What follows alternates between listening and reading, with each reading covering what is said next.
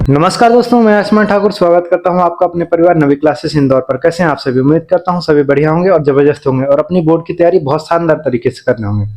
आप सभी को मैथ्स का बहुत डर लगता है। मैं मैथ्स का डर को दूर करने के लिए लेके आया हूं फतेह सीरीज। फतेह सीरीज का आगाज हो ही चुका है, जैसा आपको पता है। इस फतेह सीरीज के अंदर आज जो हम इस वीडियो में सीखेंगे, कोशिश करूंगा कि मैं 12 मिनट में आपको सारी पूरे मैथ्स को कंप्लीट कर दूं। 12 से 15 मिनट की जितनी भी वीडियो होने वाली है, 12 से 15 मिनट के अंदर पूरे कंप्लीट मैथ्स में आपको क्या पढ़ना है क्या नहीं पढ़ना है, इस बारे में मैं डिस्कस करने जा रहा हूं। आपके पूरे मैथ्स का मैं एक निचोड़ लेके आया हूं, समरी लेके आया हूं। चाहे वो आप हिंदी मीडियम को, चाहे इंग्लिश मीडियम को, एमपी बोर्ड को, सीबीएसई बोर्ड को, कहीं के बोर्ड को हो, ठीक है। यदि आप एनसीईआरटी लग रही है तो उस एनसीईआरटी का मैं एक समरी लेके आया हूं 15 मिनट के अंदर कंप्लीट। 15 से 20 मिनट के अंदर जितना भी वीडियो हो, उसके अंदर मैं आपको पूरे कंप्लीट समरी समझाने की कोशिश करूंगा। जैसे स्टार्ट करते हैं, पहले चैप्टर में जो आपको पढ़ना है रियल नंबर। रियल नंबर जो आपको पढ़ना है वो 6 मार्क्स के लिए पूछा जाएगा एमपी बोर्ड में। एमपी बोर्ड में 6 मार्क्स के लिए पूछा जाएगा। उसमें जो सबसे ज्यादा जरूरी पहला ये है कि फंडामेंटल थ्योरम ऑफ अर्थमेटिक, यानी इसको हिंदी में कहते हैं अंकगणित की आधारभूत प्रमेयिका। अंकगणित की आधारभूत प्रमेयिका के अंतर ये जो है, पहली बात क्वेश्चन ऑब्जेक्टिव यहां से पूछा जा सकता है। ऑब्जेक्टिव पूछा जाएगा कि ये दिया किसने था। तो दिया किसने था याद रखिएगा, कार्ल फ्रेडरिक गॉस साहब ने दिया था। कब दिया था? तो 1777 से लेके 1855 तक दिया था। ये बात याद रखिए।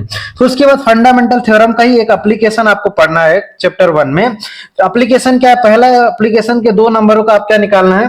पहला एप्लीकेशन ये है कि 2 नंबरों का क्या निकालना है? LCM HCF. और इसका एक और एप्लीकेशन है जो आपको निकालना है, प्राइम फैक्टर। क्या निकालना है? प्राइम फैक्टर, ठीक है। उसके अलावा दूसरा एप्लीकेशन ये है कि उन्हीं एलसीएम एचसीएफ को वेरीफाई करवाना, जो कि आपका मोस्ट इंपोर्टेंट क्वेश्चन बनता है कि product of 2 number A into B के बराबर क्या होगा? एलसीएम इंटू एचसीएफ होना चाहिए। दूसरा बहुत इंपॉर्टेंट क्वेश्चन है। तीसरा जो क्वेश्चन टाइप बनता है इससे, वो बनता है रिविजिटिंग इरेशनल नंबर, या पुनर्भ्रमण किसका? परिमेय संख्याओं का पुनर्भ्रमण, या सो दैट सिद्ध करिए कोई नंबर कैसा है, एक इरेशनल नंबर है या नहीं है। एक क्वेश्चन बहुत इंपॉर्टेंट बनता है। उसके बाद चैप्टर नंबर 2 को डिस्कस करते हैं। अगर नाम पॉलिनोमियल है, जिसका हिंदी में कहते हैं बहुपद, और कितने नंबर का पूछा जाना है? 5 नंबर का। 5 नंबर में जो पहला पूछा जाता है ज्योमेट्रिकल मीन ऑफ जीरो। आपको ये बताना है कि एक्सिस लाई कहां करेगा, ठीक है। या तो स्ट्रेट लाइन होगी, या तो पैराबोला बनाएगा अपवर्ड या डाउनवर्ड बनाएगा, या तो मिनिमम पैराबोल कट करेगा। ये वाले क्वेश्चन बन सकते हैं आपके ऑब्जेक्टिव में, ठीक है। ऑब्जेक्टिव टाइप क्वेश्चन बन सकते हैं। उसके बाद आपको फैक्टराइजेशन करके, गुणनखंड करके क्या निकालना रहेगा? जीरो। जीरो को हिंदी में कहते हैं शून्यक। शून्यक निकालना रहेगा। तीसरा क्वेश्चन क्या बनता है? जो शून्य का आपने निकाला है उसके बीच में क्या बताइए? रिलेशन बताइए। और शून्यक तथा गुणांक, कोफिशिएंट का मतलब क्या होता है? गुणांक। गुणांकों के बीच में क्या बताइए? एक रिलेशन बताइए। पहली बात, अगर पॉलिनोमियल की बात करता है तो क्वाड्रेटिक पॉलिनोमियल की बात करता है, यानी द्विघात बहुपद की बात करता है। द्विघात बहुपद का स्टैंडर्ड इक्वेशन क्या होगा? ax² + bx + c होगा। यह बात हमेशा याद रखिएगा, ठीक है। तो जब हम बात करते हैं सम ऑफ जीरो, यानी शून्यंकों का योग का, शून्यंकों का योग क्या होता है? -b/a। और शून्यंकों का गुणनफल प्रोडक्ट ऑफ जीरो क्या होगा? c/a। इसमें याद रखने वाली बात यह है कि जितना उसकी पावर होगी, जितनी भी पॉलिनोमियल की पावर होगी, उतने उसके क्या निकलेंगे? मैक्सिमम जीरो निकलेंगे। ये बात याद रखिएगा। और जितनी पावर होगी, जितनी उसकी घात होगी, उसमें से एक और अधिक कर देंगे, उसकी उतनी क्या हो जाएगी? टर्म हो जाएगी, यानी पद हो जाएगी। जितनी घात होगी, घात के एक ज्यादा, घात से एक ज्यादा अगर आप कर देंगे तो क्या हो जाएगा? उसके पद हो जाएंगे। एक ज्यादा कर देंगे तो उसके क्या हो जाएंगे? पद हो जाएंगे। और इस बात में याद ये रखना है आपको कि ए कभी जीरो नहीं होगा, बी जीरो कर सकते हैं, सी जीरो कर सकते हैं। इसमें एक और क्वेश्चन पूछा जाता है कि आपको क्या बनाना रहता है? पॉलिनोमियल। आपको दिया क्या रहता है? सम ऑफ जीरो दे रखता है, प्रोडक्ट ऑफ जीरो दे रखता है। इन sum of zero, product of zero करके आपको क्या निकालना रहता है? Quadratic polynomial. यानी आपको क्या दे रखता है? केवल अल्फा दे रखता है और बीटा दे रखता है, ठीक है। तो आपको अल्फा प्लस बीटा बराबर पता है क्या होता है? -b/a। और अल्फा इंटू बीटा बराबर क्या होता है? c/a। यहां से आपको वैल्यू रख के क्या निकालना रहता है? क्वाड्रेटिक पॉलिनोमियल, यानी बहुपद ज्ञात करना रहता है। Chapter number 3, linear equation in 2 variable. Chapter 3, pair of linear equation, या 2 चर वाले रैखिक समीकरण के योग। अब 2 चर क्यों बोला गया है? 2 चर यानी 2 वेरिएबल। कौन कौन से? x और y वेरिएबल है, ठीक है। दो वेरिएबल हैं यानी x और y है, ठीक है। और लीनियर क्यों बोला गया? लीनियर है मतलब इनकी पावर कितनी है? एक है, ठीक है। ये क्या होगा? उसका स्टैंडर्ड फॉर्म होगा। अब ये जो आपको टेबल दिख रही है, इस टेबल से आपको 2 नंबर के क्वेश्चंस और 1 नंबर का ऑब्जेक्टिव 100% एमपी बोर्ड में कंफर्म है। देखिए पहला क्या होगा? इक्वेशन ए अपॉन बी अपॉन ये होगा, अगर तो ये लाइंस कैसी होगी? इंटरसेक्टिंग। और सॉल्यूशन कैसा होगा उसका? यूनिक या वन सॉल्यूशन होगा। फिर ये पूछता है कि कंसिस्टेंस है, इनकंसिस्टेंट, कंसिस्टेंस है या संगत है, ठीक है। दूसरी लाइन में ये आपको बताना है ये लाइंस कैसी होंगी? पैरेलल होंगी और क्या हो जाएगा? कोई सॉल्यूशंस नहीं होगी और इनकंसिस्टेंट आपका रिजल्ट रहेगा। थर्ड में सॉल्यूशन कुछ इक्वेशन इस तरीके से बनेगी, लाइंस एक के ऊपर एक इंटरसेक्ट करेंगे मतलब समपाती होंगी। सॉल्यूशन मेनी या इनफिनाइट होगा और लाइंस कैसी रहेंगी? कंसिस्टेंट रहेंगी, ठीक है। अगला जो सॉल्यूशन ऑफ इक्वेशन है पूरे चैप्टर में आपको 3-4 नंबर वाला क्वेश्चन आपको दिखेगा, चार मार्क्स वाला क्वेश्चन दिखेगा। वो 4 मार्क्स वाला क्वेश्चन किससे दिखेगा? या तो सब्स्टिट्यूशन मेथड से दिखेगा, या एलिमिनेशन मेथड से दिखेगा, या ग्राफिक, इसको हिंदी में कहते हैं प्रतिस्थापन, विलोपन और ग्राफिक विधि से, ठीक है। चैप्टर नंबर 4 क्वाड्रेटिक इक्वेशन, ये 5 मार्क्स का पूछे जाना है, ठीक है। कितने मार्क्स का? 5 मार्क्स का। 5 मार्क्स में आपको 3 नंबर का ऑब्जेक्टिव पूछे जाएंगे, इससे यहां से लेके यहां तक 3 नंबर के ऑब्जेक्टिव और यहां से लेके यहां तक। और उसके बाद 2 नंबर का क्वेश्चन पूछा क्या जाएगा? स्टैंडर्ड जब फॉर्म होगी ये होगी, ठीक है। पहला क्वेश्चन 2 मार्क्स का ये पूछा जा सकता है कि वेरीफाई करिए क्वाड्रेटिक इक्वेशन है या नहीं। उसके बाद आपको पूछा जाता है फैक्टराइजेशन मेथड से क्या निकालिए? रूट निकालिए। फिर नेचर ऑफ रूट निकालना रहता है डिस्क्रिमिनेंट मेथड से, या हिंदी में कहते हैं विविधकरण मेथड से। डी बराबर क्या होता है? V square. और इसके 3 केसेस याद कर लीजिएगा आप, या तो डी 0 से क्या होगा? बड़ा होगा, या डी 0 से छोटा होगा, या डी 0 के बराबर होगा, ठीक है। और इसके बाद एक क्वेश्चन और जहां तक देखा जाता है एमपी बोर्ड में कि फाइंड द वैल्यू ऑफ के का मान बताइए। और क्वाड्रेटिक फार्मूला से भी ये क्या निकाला जा सकता है? आपके लिए रूट निकाला जा सकता है। क्वाड्रेटिक फार्मूला दिया किसने था? तो याद रखिएगा श्रीधराचार्य जी ने।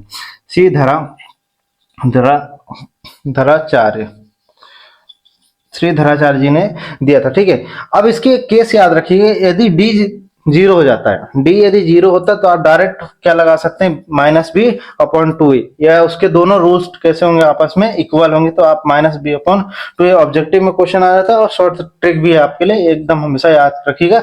अगला चैप्टर जो 5 चैप्टर एपी यानी अर्थमेटिक प्रोग्रेशन है, क्या होता है? देखिए अर्थमेटिक प्रोग्रेशन से क्या क्या क्वेश्चन बन सकते हैं? हिंदी में कहते हैं समांतर श्रेणी। 5 नंबर का क्वेश्चन आएगा। पहला तो जनरल फॉर्म यानी सामान्य रूप से क्वेश्चन बन सकता है कि एपी है या नहीं है, या ए और डी दे रखेगा, आपको इस तरीके का एपी बनाना रहेगा। तो ये होती है उसके सामान्य रूप, ठीक है, याद रखेंगे। उसके बाद डिफरेंस पूछ सकता है, सार्वंतर पूछ सकता है, डी पूछ सकता है। डी क्या होता है? उसके आगे वाले टर्म से पीछे वाले टर्म को क्या करना रहता है? माइनस करना रहता है, ठीक है। अब टर्मिनोलॉजी समझ लेते हैं। यदि ए का मतलब क्या होता है? फर्स्ट टर्म, ठीक है, यानी प्रथम पद। डी का मतलब क्या होता है? कॉमन डिफरेंस यानी सार्वंतर, दोनों के बीच में क्या डिफरेंस चल रहा था। एन का मतलब होता है नंबर ऑफ टर्म यानी पदों की संख्या।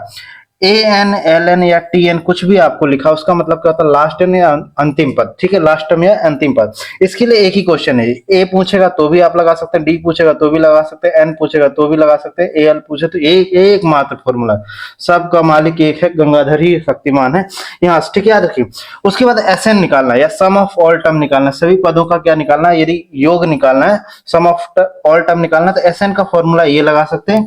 यदि TN गिवन हो या AN गिवन हो तब आप SN का फॉर्मूला ये लगा सकते हैं। चैप्टर नंबर 6, ठीक है। चैप्टर नंबर 6 के अंदर नाम ट्रायंगल है, त्रिभुज हिंदी में कहते हैं। 5 मार्क्स का पूछा जाएगा।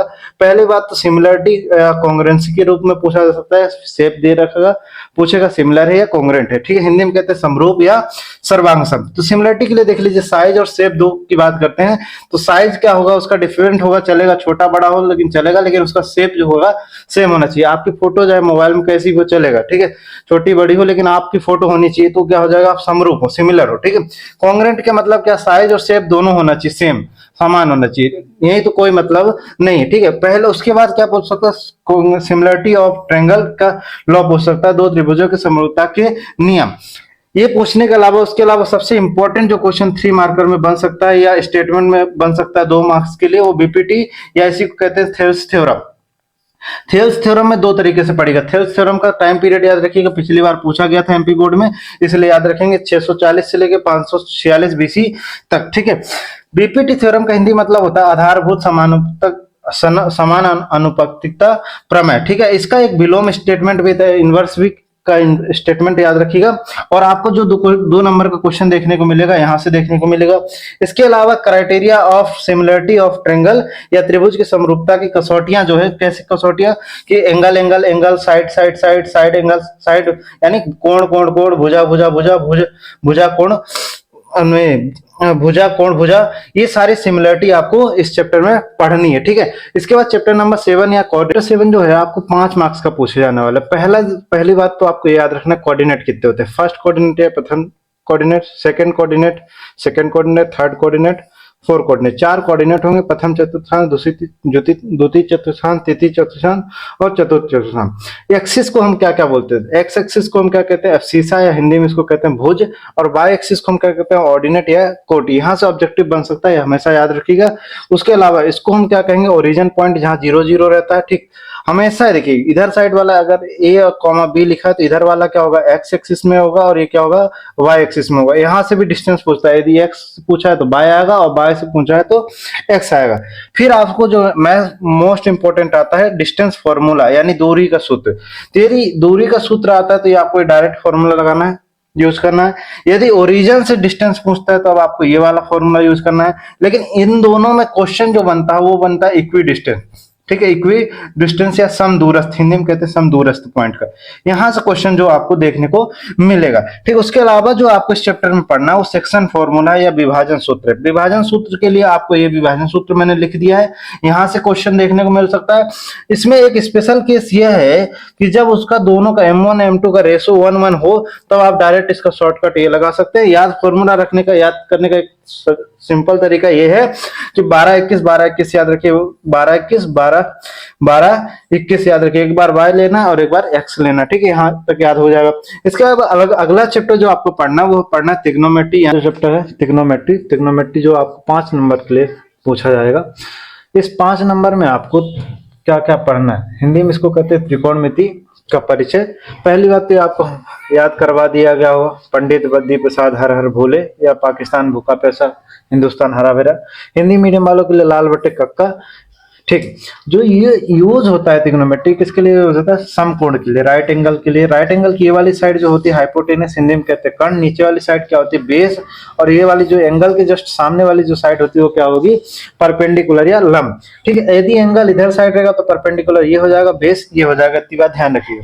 और ये आपके लिए रेशो है, किसके रेशो? ये साइड के रेशो। ठीक है, तो त्रिग्नोमेट्री रेशो में से पहला क्वेश्चन बनता है जिसमें आपको पीजीटी लगाना रहेगा। अगला जो क्वेश्चन बनता है आपको एंगल से बनता है या डिग्री से, वैल्यू से बनता है। ठीक है, जैसे साइन 30 डिग्री की वैल्यू, ये वैल्यू, ऐसे इस तरह के क्वेश्चन आएगा। Sine 30 degree, 45 degree. ठीक है, इंटू में साइन कॉस 45। आप इनकी वैल्यू निकाल के, वैल्यू रख के क्वेश्चन बना सकते हैं। ठीक है, उसके बाद 3 आइडेंटिटियां आ सकती हैं आपको प्रूव करने के लिए और यहाँ से भी आपके ऑब्जेक्टिव बन सकते हैं। ठीक, उसके अलावा जो 3 मार्कर जो मोस्ट इंपोर्टेंट क्वेश्चन बनता है इससे, वो ये है कि साइन √3 1+ इस तरीके के क्वेश्चन आपको प्रूव करने के लिए बने जाएंगे। इस तरीके पूरा क्वेश्चन जो आपका त्रिग्नोमेट्री चैप्टर है 5 मार्क्स का कवर हो जाएगा। हो सकता है कि एमपी बोर्ड में 3 मार्क का एक क्वेश्चन पूछे और 1-2 मार्क्स के ऑब्जेक्टिव पूछ ले, या इस तरीके से भी हो सकता है कि 3 ऑब्जेक्टिव पूछे और 2 मार्क्स का एक क्वेश्चन पूछे, कुछ भी हो सकता है। ठीक है, तो इस तरीके से क्वेश्चन चैप्टर नंबर 8 कवर करेंगे। चैप्टर नंबर 9 जो है बात करेंगे application of trigonometry. Chapter 9 some of application of trigonometry, यानी त्रिकोणमिति के कुछ अनुप्रयोग हिंदी में। ठीक है, इसमें बेसिकली हम बात करने जा रहे हैं हाइट एंड डिस्टेंस या दूरी और ऊंचाई की। ठीक है, हाइट एंड डिस्टेंस यानी यहां से लेके यहां तक की दूरी पूछेगा, या लेकिन यहां से लेके यहां तक की ऊंचाई पूछेगा। इसके अलावा इस चैप्टर में कोई क्वेश्चन नहीं बनेंगे। ऑब्जेक्टिव टाइप क्वेश्चन जो बन सकते हैं आपसे ये पूछ सकता है हॉरिजॉन्टल लाइन क्या है? इसी को कहते हैं क्षितिज रेखा, क्षितिज रेखा। ठीक है, और वर्टिकल लाइन क्या होता है? वर्टिकल लाइन यानी ये, इसको कहते हैं ऊर्ध्वाधर रेखा। ठीक है, लाइन ऑफ साइट को क्या कहते हैं? दृष्टि रेखा। यहां से आपसे क्वेश्चन बन सकता है, इसका डेफिनेशन पूछ सकता है। एंगल ऑफ एलिवेशन क्या होता है? तो देखिए ये जो हॉरिजॉन्टल लाइन रहती है, ये वाली जो लाइन हॉरिजॉन्टल लाइन रहती है, हॉरिजॉन्टल लाइन के ऊपर बनने वाला जो एंगल होता है तो एंगल ऑफ एलिवेशन होता है। हिंदी में इसको कहते हैं उन्नयन कोण। और एंगल ऑफ जो हॉरिजॉन्टल लाइन के नीचे बनता है उसको कहते हैं एंगल ऑफ डिप्रेशन। ठीक है, हिंदी में कहते हैं अवनमन कोण। जो इसमें थीटा की बात करी जाएगी, जो एंगल की बात की जाएगी, मोस्टली 30 डिग्री, 45 डिग्री, 60 डिग्री। और किसमें यूज होगा ज्यादातर? टेन थीटा और साइन थीटा में। क्यों होगा टेन थीटा? क्योंकि आपको टेन थीटा का मतलब पता है, परपेंडिकुलर अपॉन बेस होता है। और साइन थीटा का मतलब पता है परपेंडिकुलर अपॉन हाइपोटेन्यूस होता है, ठीक है। Special case tan theta case में है कि जब भी परपेंडिकुलर और बेस इक्वल हो जाएंगे तो थीटा कितने डिग्री हो जाएगा 45 का, यानी जब भी कोई ऑब्जेक्ट और उसकी शैडो इक्वल हो जाएगी तो थीटा कितने डिग्री करेगा वहां 45 का। लेकिन इसमें पूरे चैप्टर में आपको एक ट्रिक याद रखनी है कि जब भी कोई सा भी क्वेश्चन आ जाए, मान लीजिए 2 एंगल का क्वेश्चन आए, चाहे डबल बिल्डिंग का कोई क्वेश्चन आए, कोई सा भी क्वेश्चन आए, आपको ये याद रखना है कि आपको पहले सबसे पहले स्मॉल एंगल लेना है, छोटा वाला एंगल लेना है, यानी 30 डिग्री लेना है। 45 में अगर दोनों आते हैं तो पहले 30 डिग्री सोल्व करना है, फिर 45 सोल्व करना है, ठीक है। चैप्टर 10 यानी सर्कल, वृत्त का नाम है, 5 अंक के लिए अभी आने वाला 5 मार्क्स का आता है। टेंजेंट, पहला क्वेश्चन बनता है टेंजेंट टू द सर्कल, वृत्त की स्पर्श रेखाएं कितनी होंगी, यहां से ऑब्जेक्टिव बन सकता है। उसके अलावा जो क्वेश्चन बन सकता है 1 वर्ड में, टेंजेंट क्या है, सेकंड क्या है, पॉइंट ऑफ कॉन्टेक्ट क्या है, हिंदी में कहते हैं छेदक रेखा, स्पर्श बिंदु, अप्रत्यक्षेदी रेखा, ठीक है। तो ये वाली जो पॉइंट होगी तो इसको कहते हैं टेंजेंट, और इसको क्या कहते हैं पॉइंट ऑफ कांटेक्ट, और जो यहां से चली जाएगी इसको कहते हैं सेकंड या छेदक रेखा, ठीक है, जो दो बिंदुओं को काट दे, ठीक है। पॉइंट ऑफ कांटेक्ट यानी ये वाला पॉइंट कांटेक्ट होगा। Number of tangent from a point external point, ये थ्योरम है, यहां से आपको एक क्वेश्चन ऑब्जेक्टिव और थ्योरम दोनों देखने को मिलेगी। थ्योरम, पहले थ्योरम ये मिलेगी इसकी अप्लाइनेस में PA इक्वल टू PB, बहुत इंपॉर्टेंट क्वेश्चन है MP बोर्ड के लिए, और हिंदी में इसको कहते हैं बाह्य स्पर्श से खींची गई रेखा। दूसरा जो है कोसेंट्रिक पॉइंट, आपको 2 सर्कल देखने को मिलेंगे, कुछ इस तरीके से इसका डायग्राम बनेगा, इस तरीके से आपको एक क्वेश्चन ये देखने को मिलेगा। तीसरा question tangent drawn from a diameter end to end, मतलब इस तरीके का क्वेश्चन मिलेगा देखने को आपको, ठीक है। उसके अलावा क्वाड्रेटल ड्रॉन, क्वाड्रेटल यानी क्वाड्रेटल का डायग्राम मैं आपको इधर बना के दिखा देता हूं। इस तरीके से आपको कुछ क्वेश्चन देखने को मिलेंगे चैप्टर नंबर 10 में। 3 मार्क को क्वेश्चन आएगा, 3 मार्कर एक क्वेश्चन आएगा और एक 2 मार्क्स का ऑब्जेक्टिव आएंगे, ठीक है। तो 3 मार्कर में आपको एक थ्योरम देखने को मिल जाएगी, ये वाली थ्योरम आप कर लीजिएगा, इनके अप्लाइड क्वेश्चन भी कर लेंगे तो आपका चैप्टर क्लियर हो जाएगा। उसके बाद चैप्टर नंबर 11 की बात करते हैं, area related to circle. Chapter number 11 area related to circle यानी वृत्त से संबंधित क्षेत्रफल। 5 नंबर का क्वेश्चन आएगा, मतलब 5 नंबर का पूरा चैप्टर है, लेकिन इस चैप्टर में से आपको या तो 3 नंबर के क्वेश्चन देखने को मिलेंगे या तो 4 नंबर के क्वेश्चन देखने को मिलेगा, एक ऑब्जेक्टिव देखने को मिलेगा। पहली बात तो एरिया क्या होता है, सर्कल का एरिया क्या होता है, यानी वृत्त का क्षेत्रफल क्या होता है, तो पाई आर स्क्वायर, ठीक है। सरकमफेरेंस यानी परिधि, वृत्त की परिधि क्या होता है, तो 2 पाई आर होता है, ठीक। अब सेक्टर क्या होता है, यानी त्रिज्यखंड यानी जो आपको पिज्जा जैसा दिखता है, इस तरीके का जो दिखने वाला है उसको क्या कहते हैं हम, त्रिज्यखंड यानी सेक्टर कहते हैं। बनता कैसे, तो आर्क और रेडियस, आर्क यानी ये जो होते हैं चाप, इसको चाप कहते हैं, और रेडियस यानी त्रिज्या और चाप को जब मिल जाता है तो वहां से क्या बन जाता है, त्रिज्यखंड मिल जाता है, ठीक है। उसके अलावा जो फॉर्मूला आपका इंपॉर्टेंट है, सबसे ज्यादा इंपॉर्टेंट इस चैप्टर में है, वो है माइनर सेक्टर, ठीक है। माइनर सेक्टर का फॉर्मूला आप याद रखेंगे, मेजर सेक्टर का फॉर्मूला याद रखेंगे। उसके अलावा सेगमेंट क्या होता है ये देखिए, और वृत्तखंड, हिंदी में कहते हैं इसको वृत्तखंड कैसे, कॉर्ड यानी होती है हिंदी में जीवा प्लस आर्क यानी चाप, जीवा और चाप के मिलने से जो बनता है उसको हम क्या कहते हैं, वृत्तखंड यानी स्लाइस, जो इस तरीके से आपको दिख रहा है इसको हम क्या कहेंगे, वृत्तखंड, ठीक है। वृत्तखंड के अंदर पहले सबसे इंपॉर्टेंट आपको चीज है कि एरिया ऑफ ट्रायंगल पता होना चाहिए। एरिया ऑफ ट्रायंगल आपको 9th क्लास में पढ़ के आए हैं, उसी से निकाला गया है 1/2 r स्क्वायर साइन थीटा, लेकिन इंपॉर्टेंट है, ठीक है। उसके अलावा माइनर सेगमेंट पूछता है क्वेश्चन, यहां से भी एक इंपॉर्टेंट क्वेश्चन बनता है, जो कि ये फॉर्मूला मैंने लिख दिया है। उसके अलावा क्वेश्चन बनता है कि मेजर सेगमेंट, ठीक है, दीर्घ, इसको माइनर सेगमेंट और मेजर सेगमेंट को अगर हम बात करें तो इसको बोलते हैं लघु वृत्तखंड, और इसको बोलेंगे दीर्घ वृत्तखंड। यहाँ पे एरिया ऑफ सर्कल मतलब एरिया ऑफ सेगमेंट का माइनस कर देंगे, यदि टोटल एरिया ऑफ सर्कल से एरिया ऑफ सेगमेंट को माइनर सेगमेंट को क्या कर देंगे आप, माइनस कर देंगे तो मेजर सेगमेंट आ जाएगा। उसके अलावा इंपॉर्टेंट क्वेश्चन जो एक और बन सकता है लेंथ ऑफ आर्क से। इस चैप्टर में इतने ही क्वेश्चन बन सकते हैं इन फॉर्मूले से, अगर आप फॉर्मूले याद करके आएंगे तो आप क्वेश्चन बना पाएंगे, और इससे बाहर एक भी ऑब्जेक्टिव नहीं जाना है। चैप्टर नंबर 11 में इतने ऑब्जेक्टिव आ सकते, ठीक है। अब चैप्टर नंबर 12 की बात करते हैं, area related to circle. Chapter 12 surface area and volume, पृष्ठीय क्षेत्रफल और आयतन, ठीक है। ये 5 मार्क्स का आपको इसमें पूछा जाना है।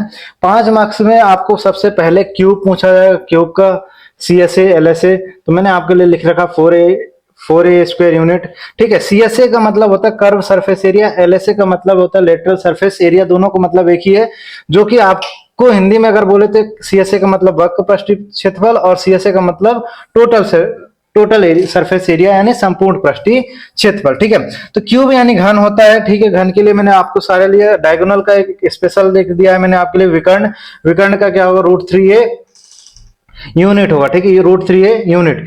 उसके बाद घनाभ, क्यूबॉइड, क्यूबॉइड क्या होता है, CSA ऑफ क्यूबॉइड क्या होता है, 2LH एंड बी स्क्वायर, जिसमें बी, एच और एच दोनों कॉमन है तो एच बाहर ले लिया, तो एक ये फॉर्मूला भी हो सकता है और ये भी फॉर्मूला भी हो सकता है। TSA ऑफ क्यूबॉइड क्या होता है, 2 into length into breadth, breath into height और हाइट इंटू, लेकिन ये प्लस में रहेगा, सॉरी माफ करिएगा, यहाँ पे प्लस नहीं लगा तो प्लस में रहेगा। ठीक है, अब कैसे बात करें, ये देखिए लेंथ है, ये क्या है, हाइट है, और ये क्या है, इसकी ब्रेथ है। ठीक है, अब इसमें और बात करते हैं डायगोनल, डायगोनल ऑफ क्यूबॉइड यानी क्यूबॉइड का मतलब घनाभ का विकर्ण कितना होगा, तो L square plus B square plus H square. ठीक है, मतलब और लंबाई का स्क्वायर प्लस ऊंचाई का स्क्वायर प्लस चौड़ाई का स्क्वायर। ठीक है, वॉल्यूम, आयतन, वॉल्यूम का मतलब क्या होता है, आयतन, आयतन कितना, लंबाई गुणित ऊंचाई गुणित चौड़ाई। ठीक है, और इसमें आप ये लगाएगा यूनिट, यूनिट क्यूब। ठीक है, हिंदी मीडियम वाले लगाएंगे इकाई क्यूब, जो भी इकाई हो, मान लीजिए सेंटीमीटर में दे रखा तो सेंटीमीटर क्यूब, मीटर में दे रखा तो मीटर क्यूब, mm में दे रखा तो mm क्यूब, जो भी दे रखा उसमें क्यूब लगा दीजिएगा। जितने भी वॉल्यूम हो वहां और जितने भी स्क्वायर हो वहां पे क्या लगाना है आपको, यूनिट स्क्वायर यानी स्क्वायर लगा दीजिएगा। अब अगला देखिए कोन, कोन में क्या आपको पढ़ना है, कोन में आपको CSA ऑफ कोन पूछा है, curve surface area of cone क्या होता है, πr/l स्क्वायर होता है। TSA ऑफ कोन क्या होता है, तो TSA ऑफ πr ब्रैकेट में l प्लस r। ठीक है, वॉल्यूम ऑफ कोन क्या होता है, volume of cone 1/3 πr square h unit होता है, यूनिट क्यूब में होता है। ठीक है, लेकिन यहाँ पे ध्यान रखने वाली बात यह है कि जो वॉल्यूम ऑफ कोन होगा 1/3 होगा किसके, सिलेंडर के वॉल्यूम से। मतलब एक वॉल्यूम, एक कोन, एक सिलेंडर के अंदर 3 कोन बनाए जा सकते हैं। ठीक है, अब अगली बात करते हैं सिलेंडर। सिलेंडर का अर्थ होता है बेलन, बेलन का मतलब कर्व सरफेस एरिया ऑफ बेलन यानी वक्र पृष्ठीय क्षेत्रफल कितना होगा, 2πr/h। ठीक है, total surface area of cylinder कितना होगा, 2πr/h बस 2RH। ये 2RH यानी एक बार ये वृत्त का और एक बार ये वृत्त का, एक बार इस सर्कल का एक बार इस सर्कल, एंड ऑफ 2 साइड का स्क्वायर कर देते हैं, इसलिए यहाँ पे 2πr स्क्वायर हो जाता है। यहाँ पे 2πr दोनों में से कॉमन लिए तो ब्रैकेट में क्या बच गया, r+h। वॉल्यूम ऑफ सिलेंडर कितना होता है, πr स्क्वायर h, इसीलिए मैंने आपको बोला था 1/3 होता है, कि 1/3 कर देंगे तो कितना आ जाएगा, वॉल्यूम ऑफ कोन आ जाएगा। ठीक है, स्पेयर, स्पेयर का मतलब हिंदी में होता है गोला, गोला का मतलब जब गेंद होती है ना, जो बॉल होती है उसको गोल, गोला कहते हैं, स्पेरिकल शेप में रहती है, लेकिन जो आपके कंगल रहते हैं वो किस में रहते हैं, सर्कल शेप में। ठीक है, तो स्पेयर की जब बात करेंगे, स्पेयर में बात करेंगे तो यहां से लेके यहां तक की जो साइड रहेगी उसको रेडियस बोलेंगे, यहां से यहां तक की साइड को भी क्या बोलेंगे, रेडियस बोलेंगे। इसमें कर्व सरफेस एरिया और टोटल सरफेस एरिया यानी वक्र पृष्ठीय क्षेत्रफल और संपूर्ण पृष्ठीय क्षेत्रफल दोनों कैसा रहता है, इक्वल रहता है। ठीक है, वॉल्यूम कितना रहता है इसका, तो 4/3 πr क्यूब, यूनिट क्यूब भी रहेगा, यूनिट क्यूब भी रहेगा, जितना भी वॉल्यूम रहेगा सब में यूनिट क्यूब रहेगा। हेमिस्फीयर यानी कि बात करें तो कटोरा टाइप में। ठीक है, कटोरा, गेंद को आधी काट दीजिए, बॉल को आधी काट देंगे तो किसका बन जाएगा, हेमिस्फीयर। ठीक है, यानी अर्धगोला। अर्धगोला की बात करें तो अगर कर्व सरफेस एरिया कितना हो जाएगा, 2πr square, total surface area क्या हो जाएगा, 3πr स्क्वायर, और वॉल्यूम क्या हो जाएगा, 2/3 πr क्यूब। अच्छा, क्वेश्चन जो आपको इसमें से बनेंगे तो दो ज्योमेट्री है, दो शेप को मिला के बनेंगे। कैसे, मान लीजिए जैसे क्यूब के ऊपर क्या लगा दिया, क्यूब के ऊपर क्या लगा दिया, हेमिस्फीयर लगा दिया। ठीक है, एक ये बन गया। कोन के नीचे क्या लगा दिया, हेमिस्फीयर लगा दिया, या सिलेंडर के नीचे क्या लगा दिया, हेमिस्फीयर लगा दिया, या दोनों सिलेंडर की साइड क्या लगा दिया, हेमिस्फीयर लगा दिया। इस तरीके के क्वेश्चन आपको देखने को मिलेंगे आपके एग्जाम में। ठीक है, दो क्यूब को मिला दिया तो क्या बन जाएगा, एक क्यूबॉइड बन जाएगा। इस तरीके का भी क्वेश्चन आपको देखने को मिलेगा। अब अगली बात करते हैं chapter number 13 statics. Chapter 13 statics यानी सांख्यिकी। सांख्यिकी में आपके जो 5 नंबर का क्वेश्चन है, एक 4 नंबर का क्वेश्चन पूछा जाएगा और एक नंबर का ऑब्जेक्टिव पूछा जाएगा। 4 नंबर का क्वेश्चन जो हो सकता है, एक मीन से पूछा जाएगा।